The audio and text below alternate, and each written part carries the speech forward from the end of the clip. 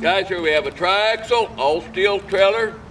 It's 17.5 foot long to right here, 7 foot wide. It's made out of your like a 1/4 inch dimple steel, plate steel. It's got some tie downs on the corners. Got one here. Got I think a 2 5/16 ball. It's got a set of ramps on it that are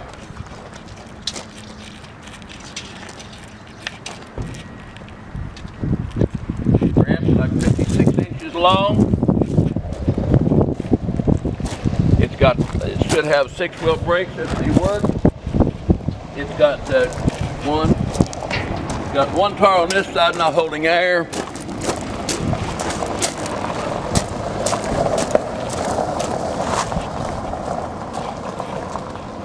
Got one on this side not holding air. Not bad.